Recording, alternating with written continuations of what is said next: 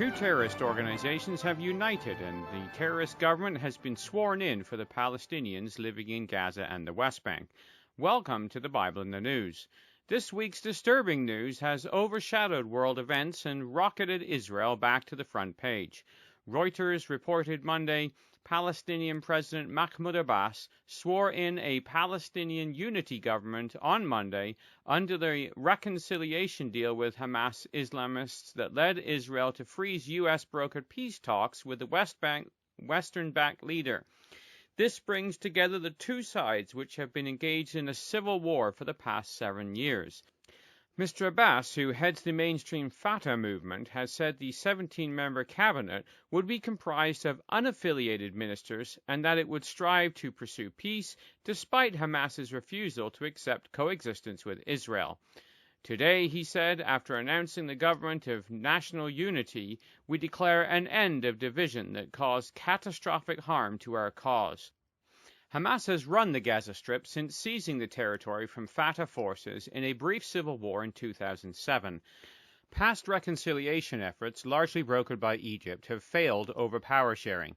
Both Hamas and Fatah, formerly called the PLO governments, are terrorist organizations. Israel was forced to deal with the Fatah through the Oslo Peace Accords, but has never recognized Hamas. The Israel Times reported, Israel, the United States, and the European Union regard Hamas as a terrorist group over its refusal to recognize Israel, accept existing interim Israeli-Palestinian peace deals, and renounce violence. The idea that the marriage between Fatah and Hamas will change the leopard's spots is ridiculous. A perfect example of this is the issue that almost aborted the union before it happened.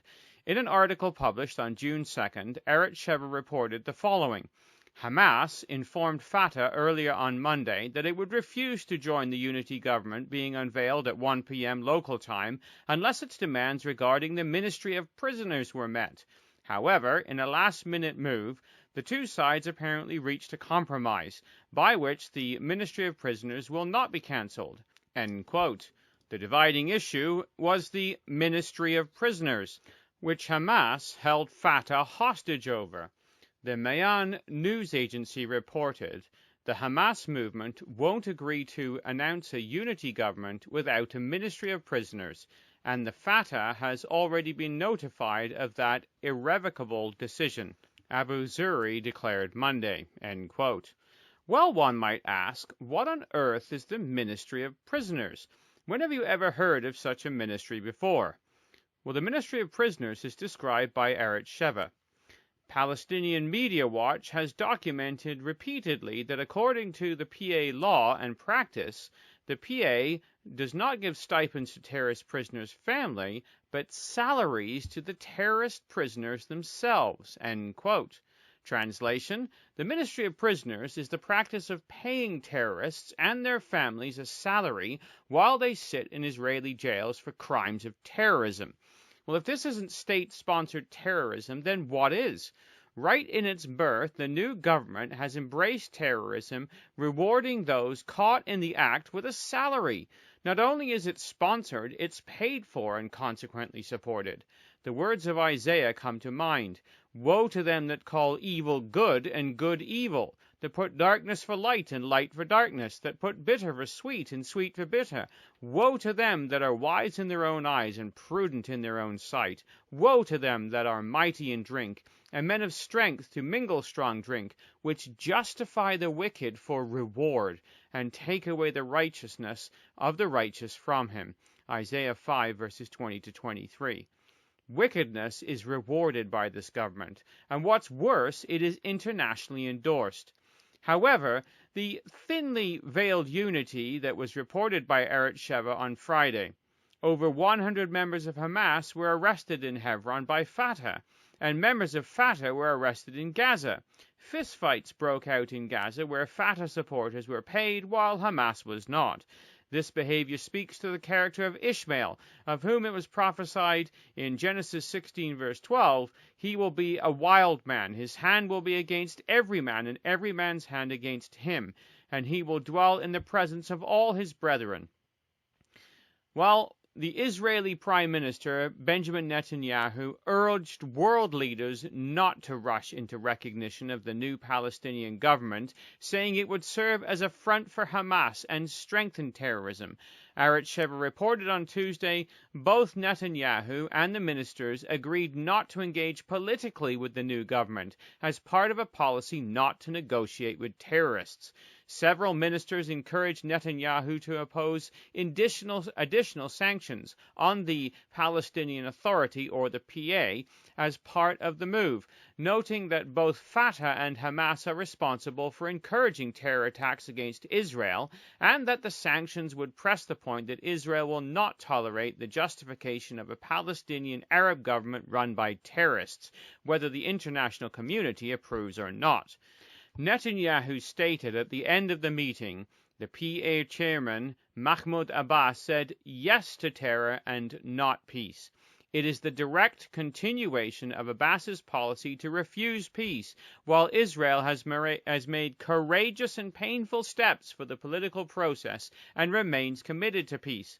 Abbas's refusal to extend the negotiation framework via the U.S.'s proposal continues to incite against Israel, joined international agencies in a set of unilateral moves, and now has formed an alliance with Hamas terrorist organizations, which is responsible for the murder of more than 1,000 innocent Israelis and has fired thousands of rockets on Israeli towns." End quote. Well, Netanyahu went on to warn Abbas that he is now directly responsible for the terrorism in Gaza. He said, "In the past several days, Hamas leaders have reiterated their commitment to terrorism and the destruction of Israel. The agreement with Hamas transfers to Abbas the direct responsibility for terrorism in Gaza." End quote. Well, part of the Israeli cabinet decision released following the emergency session stated that Israel would continue acting in accordance with its 24th of April 2004 decision and to not negotiate with a Palestinian government that relies on Hamas, a terrorist organization, which calls for the destruction of Israel. And it continued, hold the Palestinian Authority responsible for all actions that harm the security of Israel, which originate in Judea, Samaria, and the Gaza Strip. End quote. The response from around the world has been disappointing, but expected. Israel is standing alone once again. Perhaps the most disappointing for Israel was America's immediate recognition of the new terrorist government. America's response was given by the U.S. State Department spokeswoman Jen Psaki. It appears that President Abbas has formed an interim technocratic government that does not include ministers affiliated with Hamas. Moving forward, we will be judging this government by its actions. Based on what we know now, we intend to work with this government, but we'll be watching closely to ensure that it upholds the principles that President Abbas reiterated today. But we will continue to evaluate the composition and policies of the new government and calibrate our approach accordingly. The U.S. came under heavy criticism from Israel for this move, and Eretz Sheva reported Secretary of State John Kerry defended Wednesday a U.S. decision to work with the new Palestinian Authority unity government, despite Israeli criticism, claiming that it does not include any Hamas ministers. Speaking to reporters in Beirut, Kerry said Palestinian Authority leader Mahmoud Abbas made clear that this new technocratic government is committed to the principle of nonviolent negotiations, recognition of the State of Israel, acceptance of the previous agreements of the Quartet principles. Based on what we know about the composition of this technocratic government, he said, which has no ministers affiliated to Hamas and is committed to the principles that I described, we will work with it as we need to, as appropriate. End quote. However, a multitude of Israeli ministers have voiced their concerns. Among them, Intelligence Minister Yuval Steinitz, as reported by Eretz Sheva.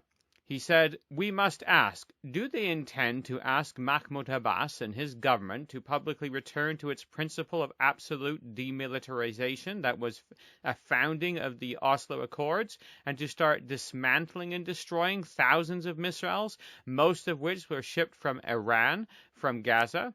If not, then all the talk about Palestinian governments committed to prior agreements is nothing but self-deception," he concluded. End quote. The article went on to state, the U.S. has largely predicated its premise for suddenly announcing its willingness to work with the new unity government on the misnomer that the government does not actually include Hamas politicians. Despite this, Hamas announced that any unity government would be unequivocally subject to their approval before being established. Well, their Israeli Communications Minister Gilad Erdan had the following to say. Unfortunately, the American naivety is breaking all records. Cooperating with Hamas, which is designated as a terrorist organization in the U.S. and which murders women and children, is unacceptable. America's repeated surrendering to the dictates of the Palestinians seriously harms the chances of ever resuming negotiations with the Palestinians, and Israel will take unilateral steps to protect its citizens from the terrorist government established by PA Chairman Mahmoud Abbas. End quote. Well, the European Union was also quick to welcome the declaration, as reported by the Jerusalem Post. We welcome the declaration by President Abbas that this new government is committed to the principle of the two-state solution based on the 1967 borders to the recognition of Israel's legitimate right to exist, the EU statement said. The EU engagement with the new Palestinian government will be based on its adherence to these policies and commitments, it said. End quote. Well, the first of the EU foreign ministers to welcome the unity government agreement was Britain's William Hague, who said reuniting the Gaza Strip and the West Bank was a necessary condition for resolving the Israeli-Palestinian conflict, according to the Jerusalem Post. The paper also reported Hague said that the British government has made clear that its continued support for the new interim technocratic government for the occupied Palestinian territories rested on the latter's commitment to the principle of nonviolence and acceptance of all previous agreements and obligations, including Israel's legitimate right to exist. Hamas, however, continues to insist that it will not recognize Israel's right to exist, that it is committed to Israel's destruction through jihad, and that it will not disarm its military wing under the new government. End quote. Well, the United Nations followed suit. The Jerusalem Post also reported the United Nations in a statement said that it was prepared to support the new government and its efforts to unite the West Bank and Gaza. The UN chief expressed his hope that the move would provide new opportunity to progress the peace process with Israel along the basis of a two-state solution, the recognition of Israel, and a commitment to revoke violence. The United Nations has long underscored the need for progress towards Palestinian unity in line with existing resolutions within the framework of the Palestinian Authority and the commitments of the Palestinian Liberation Organization, read a statement issued by BAN's spokesperson. End quote. While Russia has also been quick to recognize the Palestinian Unity Government, the Russia news agency Itar TASS reported Russia will cooperate actively with the Palestinian cabinet for further development and enhancement of traditional friendly Russian-Palestinian relationships in different spheres, the Russian diplomatic agency said. End quote. Well, the Israel Times reported of Australia that Canberra has not welcomed the establishment of the new Palestinian Unity Government, which is backed by Hamas, as the UN, the EU, and many countries have, but also has not severed ties with the PA as Jerusalem would have liked. Instead, it has dropped reference to East Jerusalem as being occupied territories. In the same article, the Times of Israel reported Australia's Attorney General George Brandis as stating Wednesday, the description of East Jerusalem as occupied East Jerusalem is a term fraught with pejorative implications, which is neither appropriate nor useful. It should not and will not be the practice of the Australian government to describe areas of negotiation in such judgmental language. End quote. Well, this has prompted outrage from the Palestinians.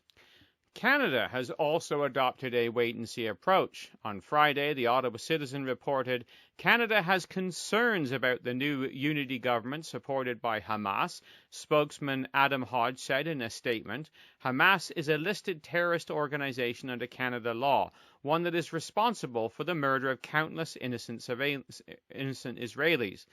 Canada will deal only with a Palestinian government that renounces terrorism and recognizes Israel's right to exist, Hodge added. We will continue to watch developments closely. End quote. while Britain and America will eventually wake up to their biblical roles as the merchants of Tarshish and as the young lions, joining Australia and Canada, who will make a stand against Israel's invasion in the latter days when Gog comes down.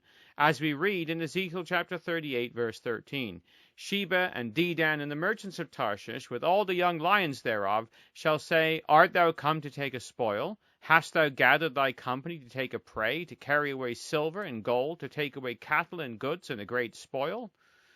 Well, in response to all of this, Israel has decided to expand its building in the settlement areas. 3,000 housing units will be built. 1,500 frozen units have been unfrozen, and 1,500 more have had notices for bids to construct. The Israeli Times reported Israeli Housing Minister Uri Ariel as stating, I congratulate the decision to give a proper Zionist response to the establishment of the Palestinian Terror Cabinet. The right and duty of the State of Israel to build across the country to lower the housing pricing is unquestionable, and I believe these tenders are just the beginning. The article concluded with the PLO's response. The Palestinian Liberation Organization said on Thursday it would appeal to the UN Security Council over Israel's latest planned settlement construction.